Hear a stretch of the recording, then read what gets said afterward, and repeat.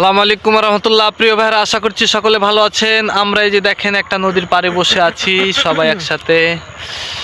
আমাদের মনটা খুব খারাপ ছিল, কিন্তু নদীর পাড়ে এসে মনটা ভালো হয়ে গেল। চারিদিকে শুনশান পরিবেশ, থাকতে খুব ভালো লাগছে। ফিরফির বাতাস বইছে, মনটা আনন্দ হয়ে যাচ্ছে। ফিরফির বাতাসে মনে হচ্ছে যেন আমাদের সব হৃদয়ের ভারাক্রান্তগুলো নিয়ে চলে যাচ্ছে।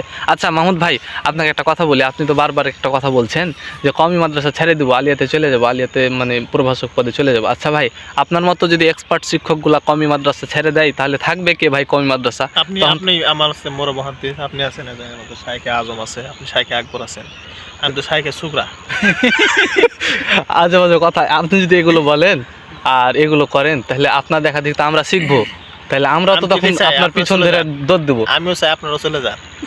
কেন? আপনার এটার রিজনটা কি ভাই, জানতে চাচ্ছি একটু। কেন বললামই তো একবার, কওমি মাদ্রাসা এখানে একটা দিনের খেদমত হয়, কিন্তু আপনার দিনের খেদমত তো বহুত করছি। আল্লাহ তাআলা ওই যে বলছে না, যে এক মহিলাকে ওই একবার পানি খাওয়ার কারণে কুকুরকে আজাদ করে দিয়েছে। তো 4-5 বছর খেদমত করেছি, এতে আল্লাহ আজাদ করে দিবে। না দিলে 100 বছর চললো, আজাদ করবে না।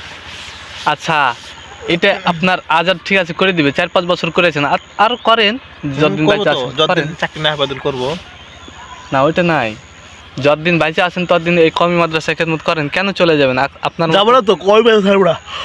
মিথ্যা কথা, এটা মিথ্যা কথা।